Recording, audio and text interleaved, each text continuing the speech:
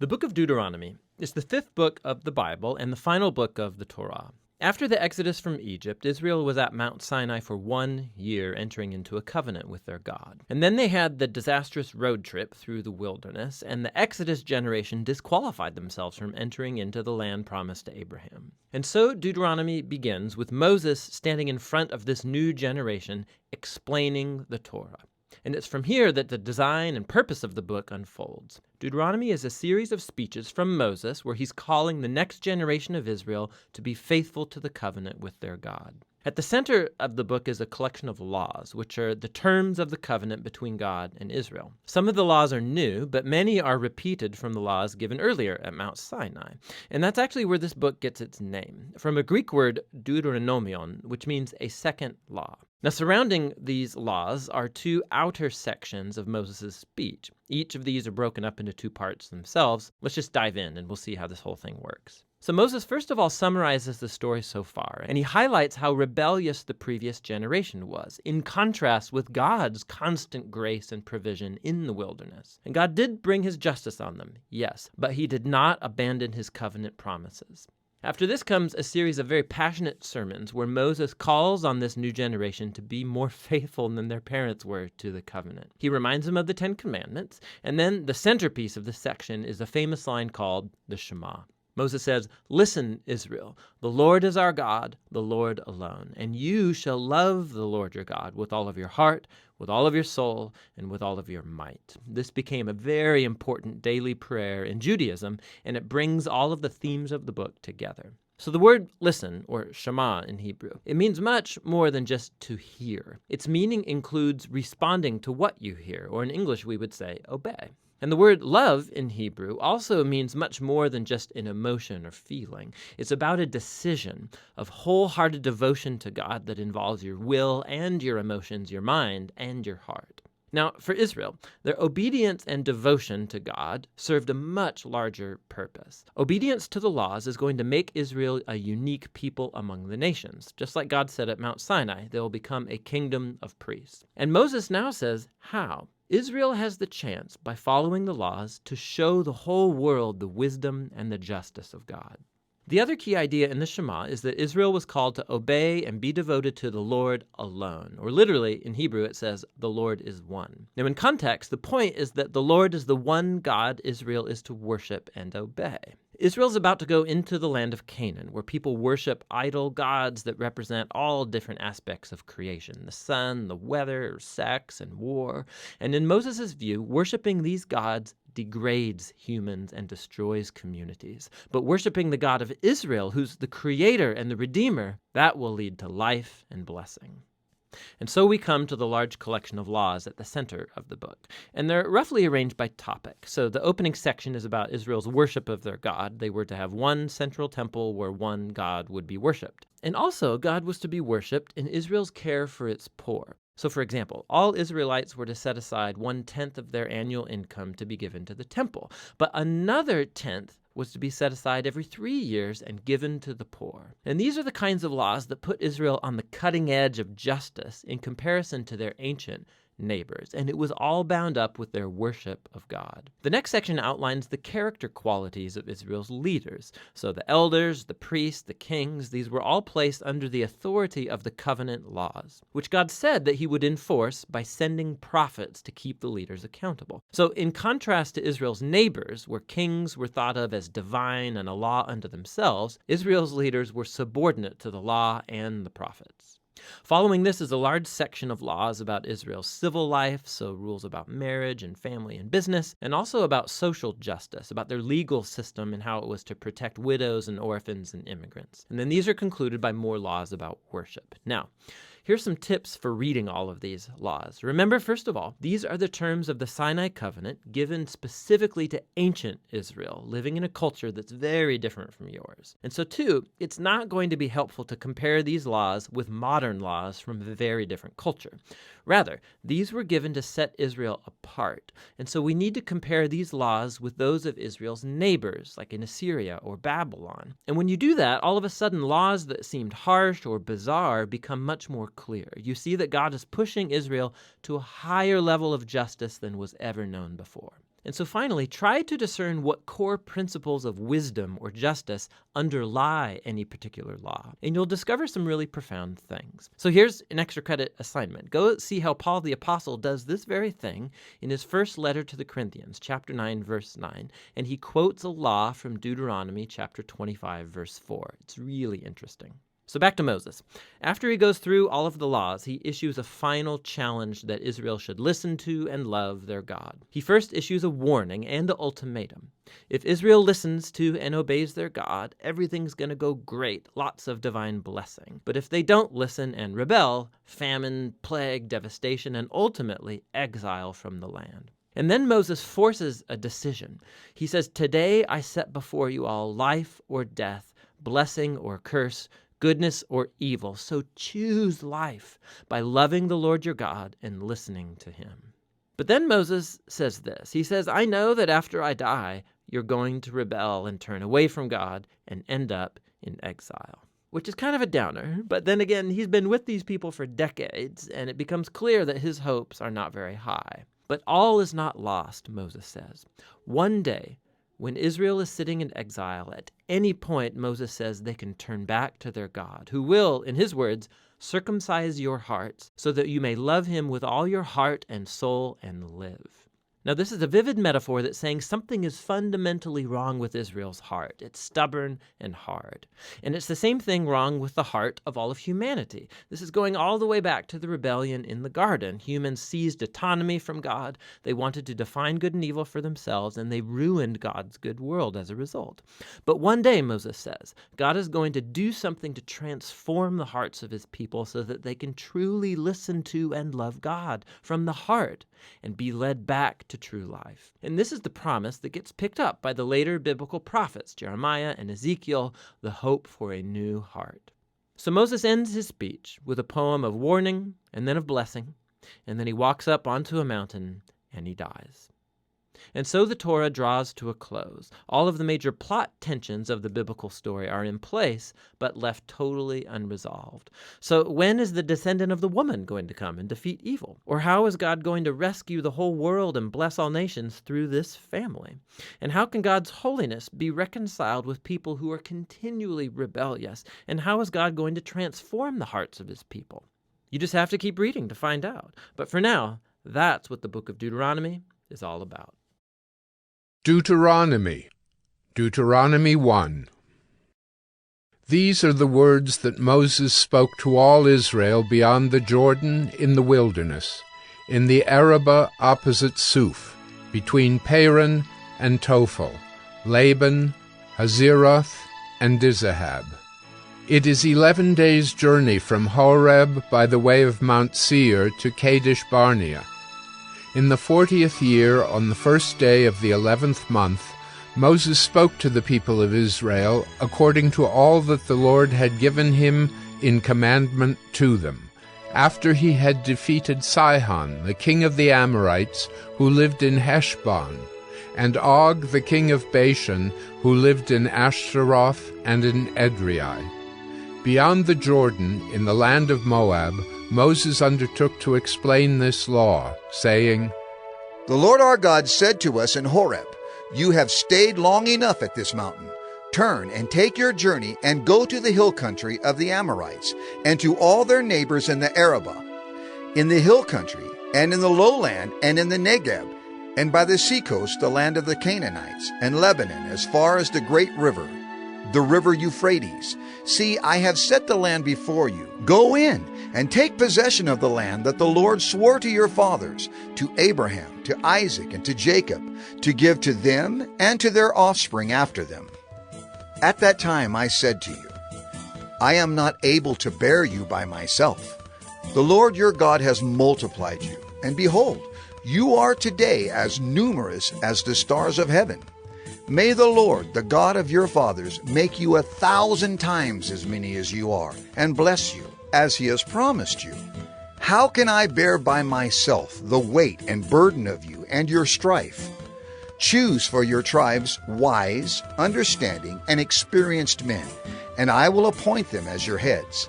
And you answered me, 'The thing that you have spoken is good for us to do.' So I took the heads of your tribes, wise and experienced men, and set them as heads over you, commanders of thousands, commanders of hundreds, commanders of 50s, commanders of 10s, and officers throughout your tribes. And I charged your judges at that time, hear the cases between your brothers, and judge righteously between a man and his brother, or the alien who is with him. You shall not be partial in judgment. You shall hear the small and the great alike. You shall not be intimidated by anyone, for the judgment is God's. And the case that is too hard for you, you shall bring to me, and I will hear it. And I commanded you at that time all the things that you should do. Then we set out from Horeb, and went through all that great and terrifying wilderness that you saw on the way to the hill country of the Amorites, as the Lord our God commanded us. And we came to Kadesh Barnea, and I said to you, you have come to the hill country of the Amorites, which the Lord our God is giving us. See, the Lord your God has set the land before you. Go up, take possession, as the Lord, the God of your fathers, has told you. Do not fear or be dismayed. Then all of you came near me and said, Let us send men before us, that they may explore the land for us, and bring us word again of the way by which we must go up, and the cities into which we shall come. The thing seemed good to me, and I took 12 men from you, 1 man from each tribe. And they turned and went up into the hill country, and came to the valley of Eshcol, and spied it out.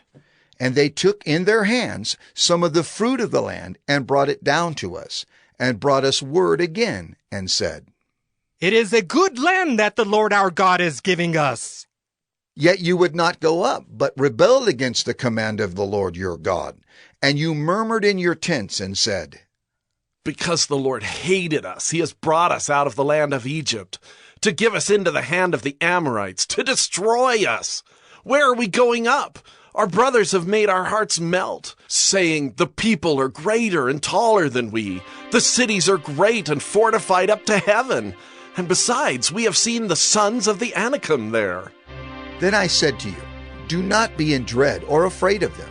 The Lord your God, who goes before you, will himself fight for you, just as he did for you in Egypt before your eyes, and in the wilderness, where you have seen how the Lord your God carried you, as a man carries his son, all the way that you went until you came to this place. Yet in spite of this word, you did not believe the Lord your God, who went before you in the way to seek you out a place to pitch your tents, in fire by night and in the cloud by day, to show you by what way you should go. And the Lord heard your words and was angered, and he swore, Not one of these men of this evil generation shall see the good land that I swore to give to your fathers, except Caleb the son of Jephunneh.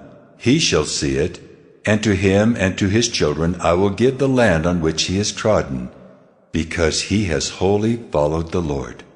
Even with me the Lord was angry on your account, and said, You also shall not go in there. Joshua the son of Nun, who stands before you, he shall enter. Encourage him, for he shall cause Israel to inherit it. And as for your little ones, who you said would become a prey, and your children who today have no knowledge of good or evil, they shall go in there, and to them I will give it, and they shall possess it. But as for you, turn, and journey into the wilderness in the direction of the Red Sea. Then you answered me, We have sinned against the Lord. We ourselves will go up and fight, just as the Lord our God commanded us. And every one of you fastened on his weapons of war, and thought it easy to go up into the hill country. And the Lord said to me, Say to them, Do not go up or fight, for I am not in your midst, lest you be defeated before your enemies. So I spoke to you, and you would not listen, but you rebelled against the command of the Lord, and presumptuously went up into the hill country. Then the Amorites, who lived in that hill country, came out against you and chased you as bees do, and beat you down in Seir, as far as Hormah. And you returned and wept before the Lord. But the Lord did not listen to your voice, or give ear to you. So you remained at Kadesh many days, the days that you remained there. Deuteronomy 2. Then we turned and journeyed into the wilderness in the direction of the Red Sea, as the Lord told me. And for many days we traveled around Mount Seir. Then the Lord said to me, You have been traveling around this mountain country long enough. Turn northward and command the people. You are about to pass through the territory of your brothers, the people of Esau, who live in Seir, and they will be afraid of you. So be very careful. Do not contend with them, for I will not give you any of their land. No, not so much as for the sole of the foot to tread on, because I have given Mount Seir to Esau as a possession. You shall purchase food from them for money, that you may eat. And you shall also buy water of them for money, that you may drink. For the Lord your God has blessed you in all the work of your hands. He knows you're going through this great wilderness. These 40 years the Lord your God has been with you. You have lacked nothing. So we went on, away from our brothers, the people of Esau, who live in Seir, away from the Arabah road, from Elath and Ezion Geber. And we turned and went in the direction of the wilderness of Moab. And the Lord said to me, Do not harass Moab or contend with them in battle, for I will not give you any of their land for a possession, because I have given Ar to the people of Lot for a possession. The Emim formerly lived there, a people great and many, and tall as the Anakim. Like the Anakim, they are also counted as Rephaim, but the Moabites called them Emim. The Horites also lived in Seir formerly, but the people of Esau dispossessed them, and destroyed them from before them, and settled in their place, as Israel did to the land of their possession, which the Lord gave to them. Now rise up and go over the brook Zered. So we went over the brook Zered, and the time from our leaving Kadesh Barnea until we crossed the brook Zered was 38 years, until the entire generation, that is, the men of war, had perished from the camp, as the Lord had sworn to them. For indeed the hand of the Lord was against them, to destroy them from the camp, until they had perished. So as soon as all the men of war had perished and were dead from among the people, the Lord said to me, Today you are to cross the border of Moab at Ar.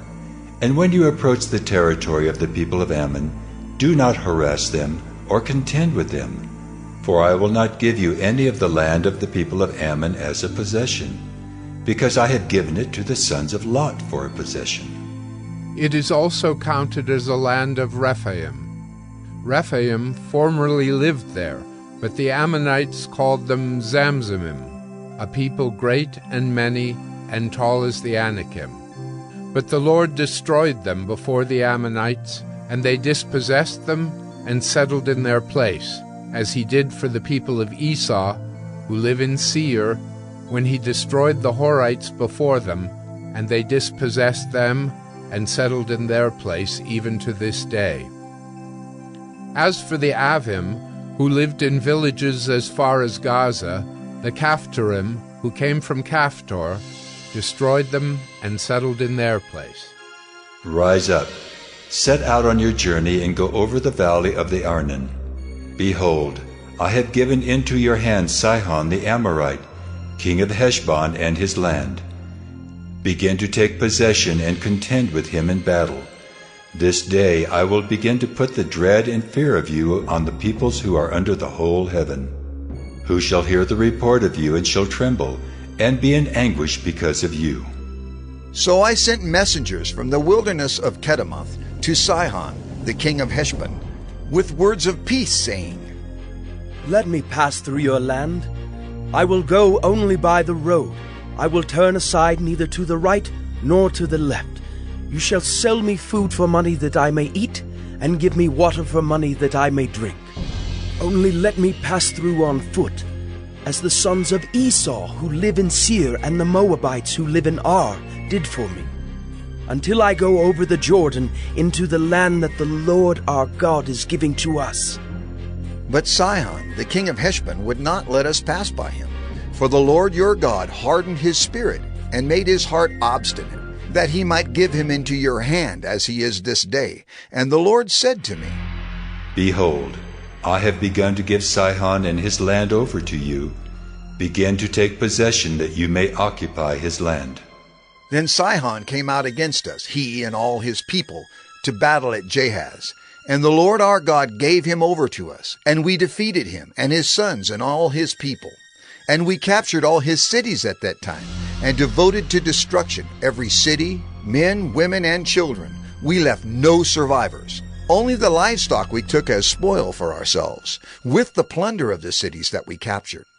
From Aurora, which is on the edge of the valley of the Arnon, and from the city that is in the valley, as far as Gilead, there was not a city too high for us. The Lord our God gave all into our hands. Only to the land of the sons of Ammon you did not draw near, that is, to all the banks of the river Jabbok and the cities of the hill country, whatever the Lord our God had forbidden us.